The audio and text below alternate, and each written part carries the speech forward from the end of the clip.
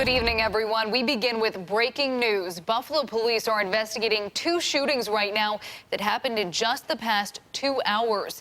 This was the scene 20 minutes ago at Northland and Waller Avenues. Buffalo police tell us there was a drive-by shooting where a man was shot in the lower half of his body. We don't know that man's condition right now, but we are working to get that information for you. Just 2 miles away on Camp Street, Buffalo police investigated a double shooting tonight. That happened around 8:45 on the first block of Camp. Police tell us 2 men were shot. They were transported to ECMC.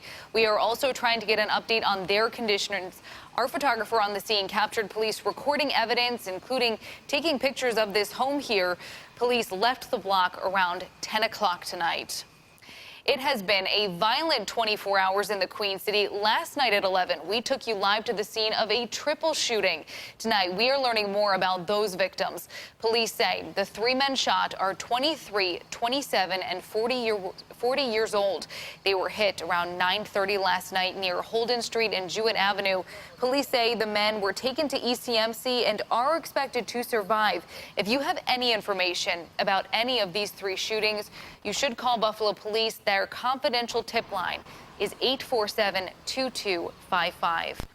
We will continue to follow all of these stories. You can get updates on air, on our social media pages, and of course on our website, wivb.com. The prices should be coming down in the next week or two, or something is wrong. Senate Minority Leader Chuck Schumer is sounding off tonight about soaring gas prices following Hurricanes Harvey and Irma. He says prices should be coming down and fears some businesses could be taking advantage of you. News 4's Shannon Smith is in the newsroom with details about his plan of action and what this means for Western New Yorkers. Shannon? Callan, $2.75. That's the average price of regular gas in Buffalo right now, and across the state, it's about $2.70. That's why U.S. Senator Chuck Schumer says something needs to be done to help prevent gas gouging after natural disasters. AAA says Hurricane Harvey is hitting Western New Yorkers harder at the pump than expected. We were expecting them to go up about 15 cents to 20 cents. Instead, prices shot up 30 cents in the month since the storm. This gas station in Cheektowaga is the cheapest the travel agency has seen in Western New York, at $2.64 a gallon. But most drivers here are paying $2.75 at the pump. There are a lot of refineries in Texas, so it did shut down a majority of the refining in Texas. It actually shut down a third to a quarter of the refinery for the entire country. So a lot of the gas for the entire country comes from Texas. But U.S. Senator Chuck Schumer says the effects of Hurricanes Harvey and Irma shouldn't last this long. Unfortunately, gasoline prices at times like this are often sticky. They go up very quickly, but they come down very slowly. That's why he's asking the Federal Trade Commission to have a gouge watch with oil producers, transporters, and refiners to make sure prices go back down as fast as they go up after natural disasters. According to AAA, gas gouging is when prices jump by as much as $1 per gallon. Here in New York State, we have not seen gas gouging yet. You know, this increase is a little bit more than we expected, of course, but we are on the higher side of the national prices. So like right now, the New York State average is $2.82. The national average is about 20 cents cheaper than that. But Schumer says the increase is unacceptable, and he wants the FTC to keep a closer eye so drivers aren't paying for it at the pump. But if they don't go back down in the next few weeks, something is fishy. Schumer says gas prices need to drop in the next month. AAA says oil companies are switching this week from the summer blend of gas to the winter blend, so hopefully drivers will see those prices come down. Live in the newsroom, Shannon Smith, News 4 at 11. Thank you, Shannon. Turning to weather now, it is a quiet night here in Western New York as we wrap up this beautiful weekend. And don't worry, we do have good news as we head into the work week. The week ahead looks spectacular. As long as you're a fan of summer, that's the thing. I think people this time of year start to transition into getting excited for the fall season. We don't have that at all this week. We're talking sunshine, summer-like temperatures, and a lot of it not leaving anytime soon. So if you are a fan of that, enjoy this week. Very tranquil end to the weekend. We've had a very warm weekend at that with a good deal of sunshine out there with mainly clear skies. We are tracking one hiccup in the forecast, and that's a weak front moving in from the west. You can sort of see some clouds and showers back towards Michigan. Very unimpressive, but that's what's going to be heading our way tomorrow. When you take a look at the hour-by-hour forecast, we continue to stay dry for tonight under partly cloudy skies. Maybe some fog setting up once again for tomorrow's morning commute, primarily in the valleys and any open fields. Can be locally dense. Otherwise, a mostly sunny start to your Monday as that weak front moves in with a little more moisture. Watch out for just some very spotty pop-up showers, maybe an isolated thunderstorm through the late afternoon and early evening tomorrow. My only concern here is it's a very calm day, so these showers won't really be moving very fast. So anyone that gets caught in these, they could be a little bit soaking at times. This will wind down tomorrow night, and then we've got a lot more sunshine the rest of the week. Temperatures outside running in the upper 60s and low 70s still across the Niagara frontier, mid 60s in the southern tier. It is a mild night under partly cloudy to mainly clear skies. We stay mild, maybe some patchy fog developing. Coming up in your full forewarned forecast, we'll show you that full 7-day, a summer-like week in western New York. Also, an update on the Atlantic. We're tracking 2 hurricanes. Tell you all about that in just a few minutes. Oh, man, so close, and yet, he just couldn't squeeze it. It is a bad day for the Buffalo Bills. The team fell short to the Carolina Panthers, losing 9-3. The Bills are now 1-1. News 4 Sports' Shannon Shepard joins us live in studio with the highlights. Shannon.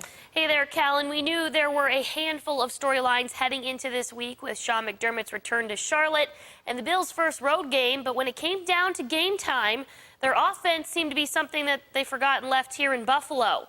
Tyrod Taylor and his side of the ball had just 1 first down in a first half that was unwatchable. When it was all said and done, they had just 176 yards of total offense and kicked a single field goal. Their defense was the only bright spot, sacking Cam Newton 6 times, and they somehow kept the game alive, setting the Bills up with a chance to win on their last drive. I'm sure you've seen it by now. 4th down, Tyrod Taylor overthrows rookie Zay Jones, and that's how it ends.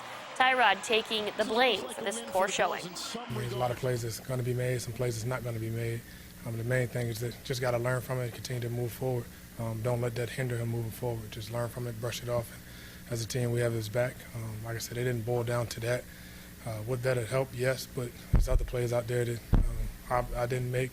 As a team, we didn't make. And as a team moving forward, we have to learn from it. Yeah, those guys played hard. The whole team played hard. You know, to have a chance to win the game at the end, you know, that's what you look for. An opportunity like that, we had a good opportunity, good look at it. Just came up short, you know, and guys played extremely hard. I'm proud of them. And the Bills with no time to lick their wounds over this one as a very good Denver Broncos team comes to town just 6 days from now. But we're talking more about this loss coming up in sports. Kellen?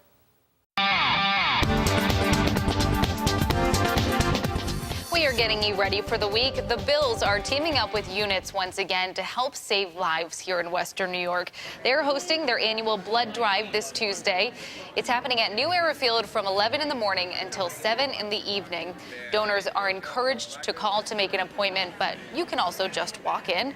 Anyone who donates will be entered in a drawing to win a pair of tickets to a Bills regular season game, and 100 people will win. Pretty cool. Aldi is holding a one-day hiring spree tomorrow for all store locations across Western New York. The company is looking to hire more than 100 positions across New York State. Those positions include store associate and shift manager. The events are happening from 9 a.m. until 7 p.m. at all Aldi stores tomorrow. Buffalo Common Council President Darius Pridgeon is heading to Houston this weekend to help victims of Hurricane Harvey.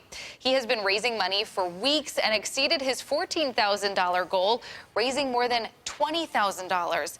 He and volunteers will help those hit the hardest. They are leaving on Tuesday.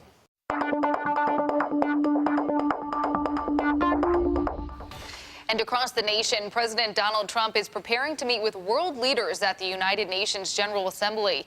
As Meg Oliver reports, North Korea is high on the agenda.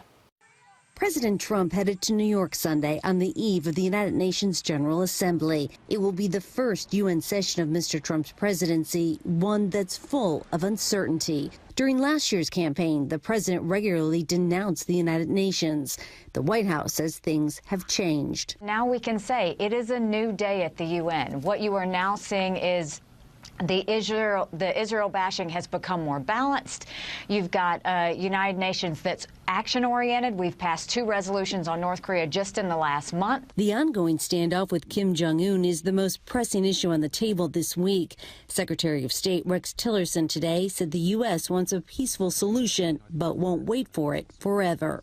If our diplomatic efforts fail, though, our military option will be the only one left. This is probably one of the most serious international crises, national security crises we've faced. Senator John McCain of Arizona believes the U.S. has only 2 options for dealing with Pyongyang. One, a nuclear-armed North Korea, or war with North Korea. In a tweet on Sunday morning, President Trump referred to Kim as Rocket Man and said the UN sanctions are working. We have pretty much exhausted all the things that we could do at the Security Council at this point. Haley said the U.S. has plenty of military options, but will work with other nations to avoid having to use them. Meg Oliver, CBS News, New York.